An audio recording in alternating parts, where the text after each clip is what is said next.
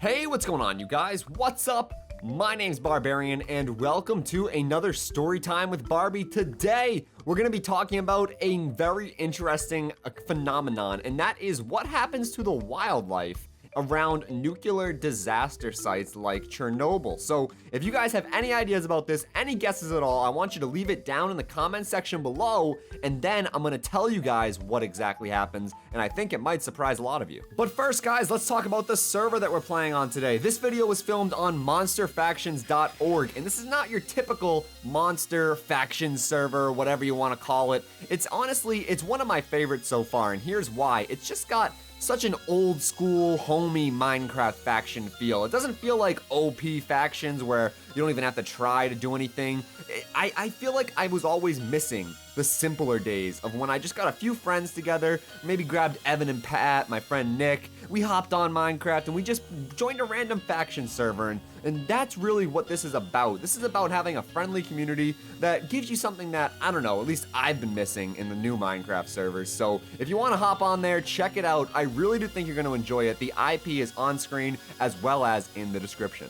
Now let's talk about Chernobyl, and if you guys don't understand what Chernobyl is, maybe you're a little bit too young, maybe you haven't heard about this. Basically, Chernobyl was a nuclear disaster in the Soviet Union in which a nuclear power station, which is basically something, not a bomb, but it's something that they use nuclear power to make, let's say, energy or electricity or things like that. It's really not that dangerous on its own, but when things start to fail, it can turn into a pretty bad situation. So this is way back in the 80s when they didn't have such great technology to detect these types of things, and basically a lot of people died from this. In fact, over 50,000 people are believed to have died from the radiation effects around the area. It got so bad that they actually quarantined almost 2 million acres of land thought to be permanently contaminated by the radiation. In other words, 350,000 people had to move their homes because they couldn't stay there anymore because the air and the radiation around them was going to kill them. Now, before we talk about what happened after the evacuation, I think it's important to realize what Chernobyl was like before the accident happened.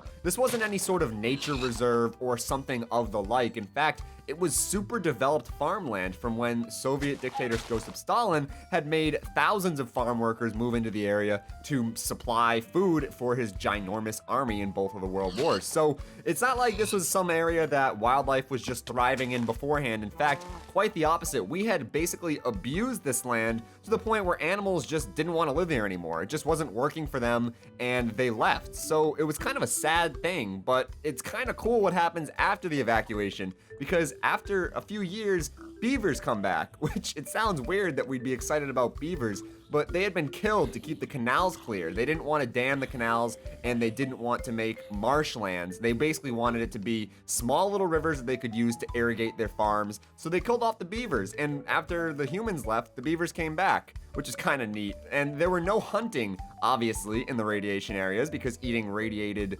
animals, I'm imagining, might not be exactly great for your health.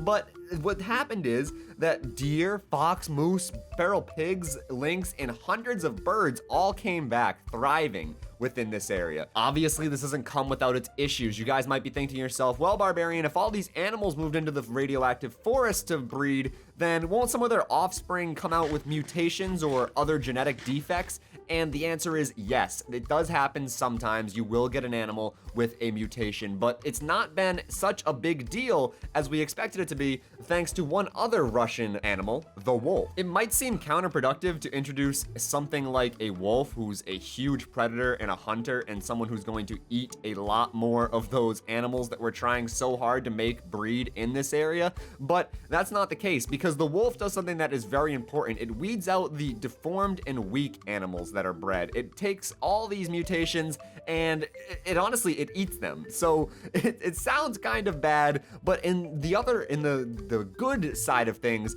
it prevents large populations of deformed animals from reproducing, from being in the wild, and it essentially promotes survival of the fittest, and that's why we see very low rates of deformed and mutated animals in the Chernobyl areas, because they're just, quite frankly, they're not able to survive, and that's not a bad thing. That's survival of the fittest. That's something that's been going on for millions of years. It's just really kind of neat that we can see it in such a small sample size like this Chernobyl accident. After a while, the Ukraine even got involved, and in 2008 reintroduced the European bison as well as the Przewalski horse. 30 years isn't a long time when we're talking about entire ecosystem and wildlife populations, but what happens at Chernobyl does give us hope that even if we manage to screw up this planet so bad that we can't survive, there might be animals that are willing to move in where we leave.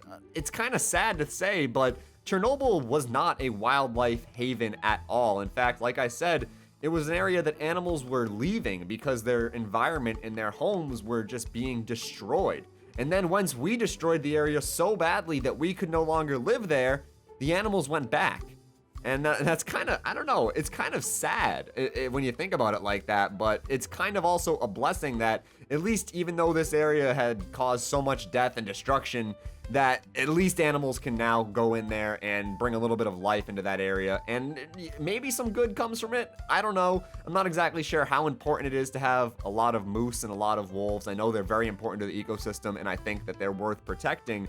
So, I don't know. What do you guys have to say about this? I'm interested to hear what you guys think, and that's gonna be it for this video, guys. Thank you so much for watching these story times. I really enjoy making these, and if you guys like them, then don't forget to let me know down below. And also, big thanks to Monster Factions for letting me film on here today. If you guys want to hop on there, the IP is down below and on screen now. And as always, guys, my name's Barbarian.